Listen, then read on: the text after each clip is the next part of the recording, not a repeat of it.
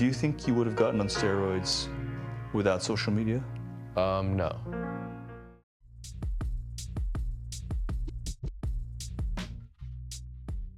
What's going on, y'all? So today we're gonna be going over this video I saw a few weeks ago about a 16-year-old on steroids. And I really think this is kind of like an epidemic of sorts. But let's get into it. If your teen is on social media, they could be following so-called looks maxers. Some of these personalities dole out potentially dangerous advice on achieving extreme body transformations. And that includes taking powerful steroids. Adam Yamaguchi takes a look at the risky trend.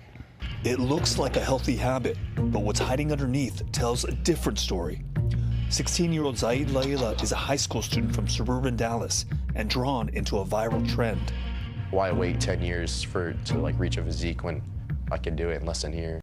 All right, so off the bat, homie is following the looks maxers trend, which I'm pretty sure a lot of you are aware of. Yeah, go into that another time, but it's very, very toxic, very toxic. And the fact that he's 16 and wants to take steroids, and he didn't even give his body a chance, right? Like, I feel like when you start lifting as a teenager or whenever you first get into the gym, you start getting those newbie gains where you put on, you know, the most muscle you'll probably put on as fast as possible. And it's like, dude didn't even give himself a chance. Like, he didn't even let his body get into the gym naturally to experience that growth. He just said, nah, we're going to take the shortcut. We're going to inject the steroids. And that's that, which I think it's a problem. Y'all got to give your bodies a chance to develop. Laila shared this photo from early 2024 when he was 15 years old. Since then, he's documented his transformation. How does a 16-year-old look like this? A lot of steroids and a lot of working out, honestly. Steroids? Yeah. So how long have you been on? He showed us a picture of when he was 15, a little short, a little chubby. It's like, bro, a lot of people get taller, slim down, work out in that age range. And, you know, obviously social media is partly to blame for this, but it's like for all the teenagers watching this, or even the people who are just starting to get in the gym but aren't happy with their body, man, give yourself an opportunity, at least a year of consistency to see what's going on. I mean, technically longer than that, but just give yourself that time to see what those changes actually look and feel like naturally. How long have you been on? I'd say about like the last 10 months. I was fat, ugly, like short, I'd say, which those three things obviously make you an unattractive like male.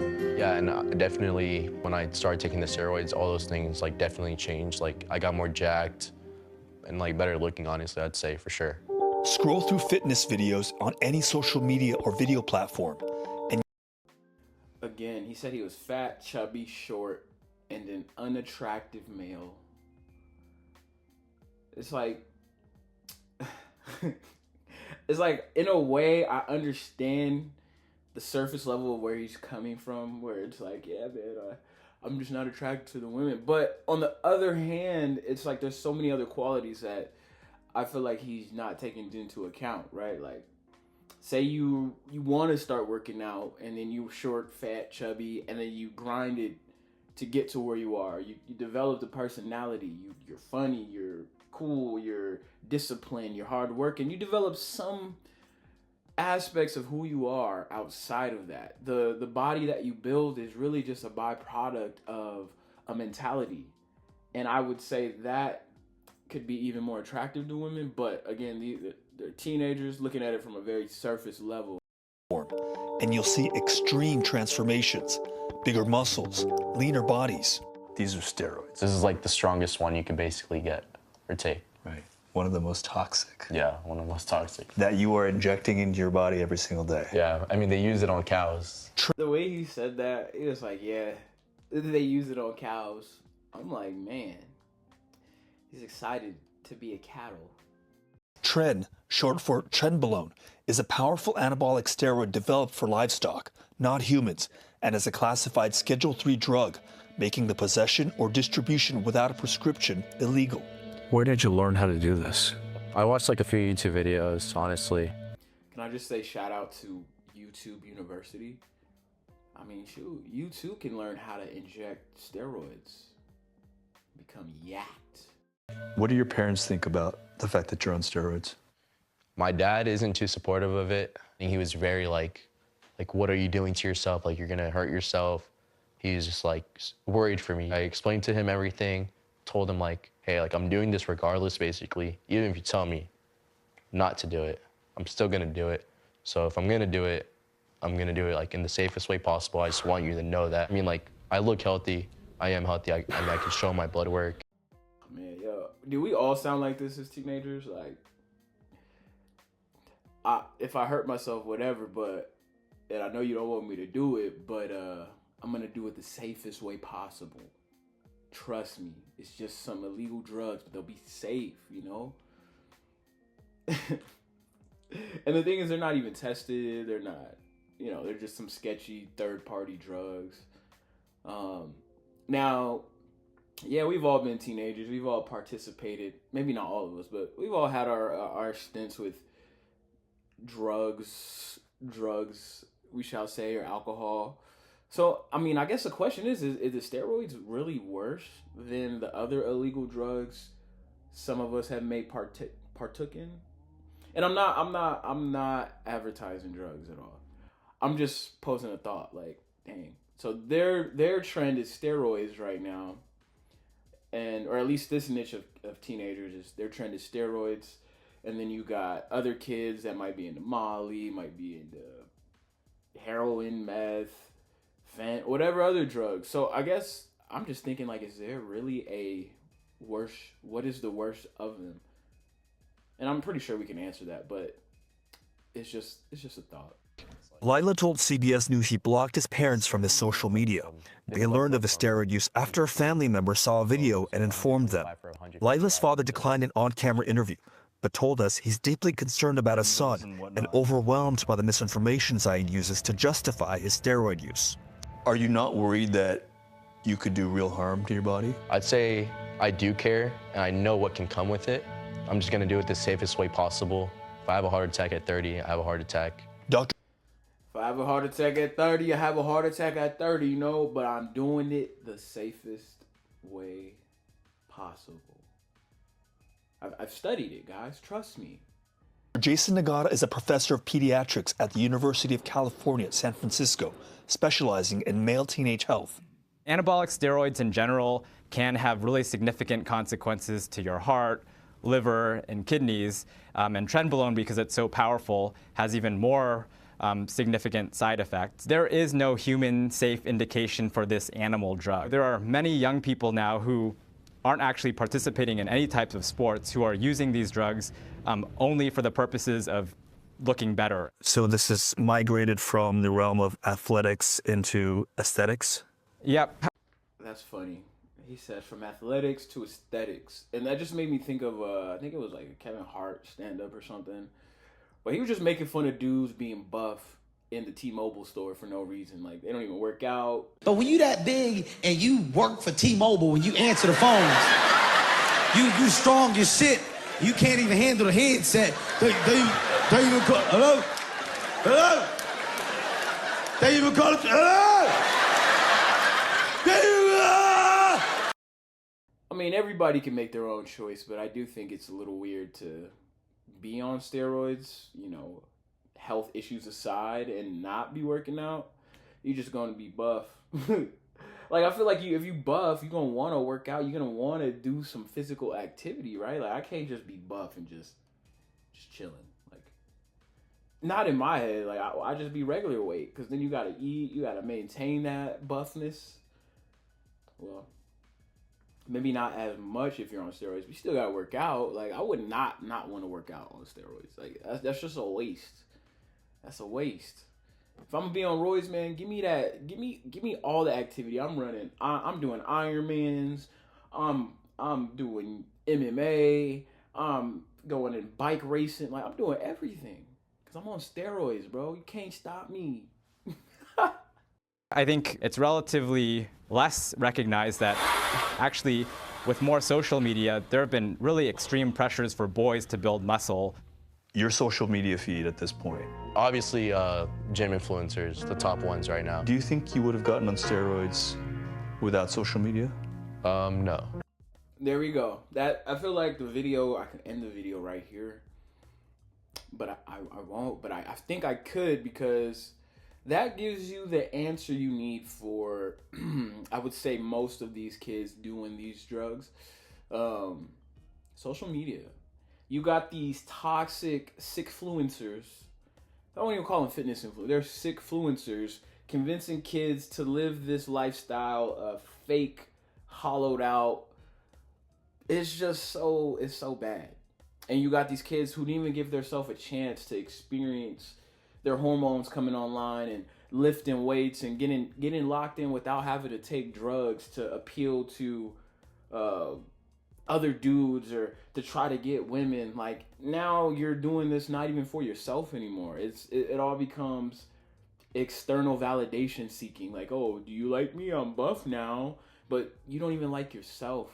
You don't even like yourself, man. And now you're hurting yourself in the pursuit of hollow goals. But again, the homie's young. Sometimes you don't see that until you bump your head a few times. So I hope, him and others like him will eventually see, like, it's all garbage. It's all garbage. Now, if you want to get on a cycle, do it the right way when you're 18, 21 or whatever, or maybe even older, whenever, that's on you. You've seen the research, you talk to people who know what they're doing, not some corner store drug dealer you met at the gym. Like, come on now. Definitely seeing, like, people do it is, like, what makes you want to do it, for sure. It's not hard to get. No, it's not at all. Anyone can get their hands on it if you just try. Like any other drug, really. And that's why I was making the comparison earlier. Like, well, what is worse? Because it's like, if you want any drug, you can get it. Like, back in the day, when the Silk Road was still there, and I'm pretty sure there's other sites you can do it now, but that was when people were getting drugs sent to their house using Bitcoin, when that shit was like 0.0001 of a cent. But yeah, kids are gonna find a way to get this stuff either way. So it's just more about having positive influences out here to let them know, like, yo, that's not the route. And if you're gonna take that route, here are the things you could look forward to, because it just seems like the social media and the world is more inundated with sickfluencers who want to just profit off of your insecurity than those who want to preach sincerity, like honest truth. Like, that's really what it is. And the truth ain't really profitable on social media. It's boring to people. It's all happening online. So he first was approached by a dealer at the gym, but then he got on the cycle, and now he's got a guy on WhatsApp. He showed us this guy's account, showed us a whole list of all sorts of banned substances, the trenbolone, testosterone, all manner of peptides, research peptides for use in animals only. This guy is in China. These chemicals come straight from China. And he says that it's cheaper than the t-shirt that he was wearing. That's crazy.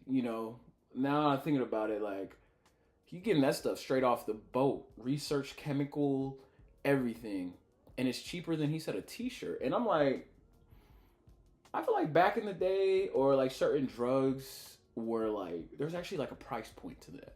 Like, damn, like, I can't really be doing too much because, especially as a teenager, like, I don't really got the money. You might have to pull some money together or whatever. But now you're like, man, I got some Roy's, man. You can get Jack for $20. $20 for this, tip $5 for this. You want a recurring membership? I'll throw you 10% off. Like, it's too easy now. Wow. I mean, this feels to me like a version of body dysmorphia, where perceived flaws in this young man's mind have dominated his self-image regardless of the reality. And it also, this looks maxing thing, subsumes the things that really matter in life, like character and integrity and kindness, the things that'll carry you throughout the course of your life. So where are the parents in all of this? I just want to take a moment and say he is absolutely correct. Like I was saying before, it seems like a lot of these movements, a lot of these things, they're hollow. They try to replace the internal validation you're supposed to give yourself, you're supposed to earn and work for yourself, with these external things that won't make you happy in the long run. And I know it sounds corny, but it's so true. And if you look at the gym community or even the looks maxing, there's a lot of body dysmorphia. There's a lot of insecurity. And when there's this insecurity inside you, you try to cover it up with these muscles, with these clothes, with these cars, with whatever thing outside of ourselves and make us feel better, to soothe us per se. And it really is sad. And it's not to say you can't be big, strong, kind, intelligent, have character, be funny, etc. I'm pointing out the fact of how they're just replacing it, and it's making young men, young boys especially, very hollow. Well, the parents are aware, but as we all know, parents have a difficult time tracking social media use. He's got a phone, he's on social media all the time. And so whether it's YouTube or TikTok or any other social media platform, that's where he's getting his messaging from. Another side note, it's so funny too, like these kids, some of these kids hopping on these drugs, they have relatively good genetics to where, you know, they put on muscle, it would look good on them, right? Like if they put on the muscle, it would look good on them naturally. And they're not even, like I said earlier, they're not even giving themselves a chance to see what their body can be without that. And they're just skipping straight to drugs, which is sad, man. I'm gonna have to keep saying that. It's so sad. We talked to his dad, who was very disturbed by all this. He's very concerned about his son's health, but he says, look, I'm kind of helpless because my child spends so much time on social media. He's sort of under the spell of social media influencers. Who pays for his internet account? Who pays for internet? Who pays to allow him to access the internet? Who pays for his phone? I mean, when I was a kid, I know we didn't grow up with the internet. I understand that, but my parents were. They knew everything. I mean, I don't know how they were tracking nowadays, back in though, this. Vlad. In It's those different. days. Kids can create a disconnect between what they do online and their parents. Yup. And I'm going to have to give the parents a little slack here. I have to give the parents a little slack in this case because, you know, I know the guy mentioned who pays for the internet, who pays for this, that, and the third, but it's 2026, man. Like, let's say they take his phone. Let's say they cut off the internet, right? Ground him even. Like, you have to come straight home after school, blah, blah, blah. All right? Okay. Now, do you think that the other kids don't have cell phones? His friends don't have cell phones? You think that he wouldn't be able to, you know, work something out in certain time frames, maybe lie about an after-school event, being at a friend's house, practice, you know? And I'm just saying the kids have a lot of ways that they can get what they want. You know, so even if the parents have repeatedly said, no, you can't do steroids, Johnny. Why? He's going to be like, I don't care. I'm going to do it the safe way. You're grounded, Johnny. It doesn't matter. He's going to come home, buff his shit in 2 weeks because he found the dude at the gym. He was able to contact him other ways. So times are different. Times are way different. So I had to give the parents a little slack there. What other types of looks maxing are young men doing that are dangerous? One prominent thing that young men are doing is it's called bone smashing. They'll take a hammer or sort of some sort of blunt object to their face, to their cheekbones. What? Just hammer, try to create some bone fractures in the hopes that will help reshape their face into something that looks a little bit more masculine. That is crazy. Like, dudes are bone smashing. Like, oh my God. Okay, on one hand, I do kind of, like, I get the idea, right? Like, because, like, in Muay Thai or different martial arts, they'll try to toughen their bones with repeated trauma or repeated smashing, so to say. But, like, they're taking it to their face? Like, and keep in mind, there are a lot of these dudes are very young, so it's like they're not even fully developed, and sometimes dudes are just fat in the face, and they gotta lose a little bit to reveal their muscle structure, because those curvatures in your face are really just your bones in a lean face. And also, sometimes your facial structure is not going to be like a blockhead. Your facial structure might not be, you know, a certain way. And I'm just questioning like, what kind of results do you expect? Like, what degree of change is this bone smashing gonna give you? Like, is it suddenly gonna give you like a Squidward God face or like a Giga Chad face? Is that what these dudes are looking for? Which I just think is so hollow. Like bro's gonna do all of that bone smashing and looks maxing just to get his girl took by a dude who does none of that, or by a dude who got a little gut, who's a little bit funny, got some charisma. But it don't do the bone smashing, guys. Adam, I talked to you last time because I often compliment you on how in shape you are, and you talk about your diet and how much you work out. What was it like sitting down with him, looking at a young man who is clearly doing something that is detrimental, not just to his body, but to his mind, and like Vlad is saying, to maybe his character as he gets older, coming from someone, and as you do, working out all the time the right way? He's gonna say he's full of shit. I just know when he was doing that interview, looking across from the teenager, telling him how good steroids are for him, or he's gonna do it safely. I know he was just like, "You're full of it, brother. You're full of it. I know it.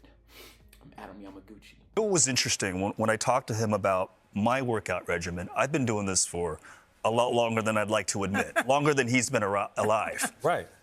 It was like, yo, you need to listen. I've been doing this since you've been in your daddy's, you know what I mean? So let me drop some game on you. And Yamaguchi buff too. He in good shape for an older gentleman. He's probably in his like late 40s, 50s, looking good. Looking good, healthy. Like, guys, this is what's possible as you age. Like, you can have a good amount of muscle mass, still look sharp, be healthy, without having to do steroids. But he sort of took pride in the fact that I've only been lifting for a year. It's a shortcut. It's a shortcut. Yeah. And that, I think, is important to understand why Gen Z is flocking to this. You can transform overnight. Not everything that glitters is gold, man. Not every shortcut is worth it. It's not worth it. And I couldn't have said it any better myself. They just ended that segment with bars. So, guys, that about sums it up. Stop listening to these sick influencers. Take care of yourself. Skip the drugs. And be healthy with it. Peace.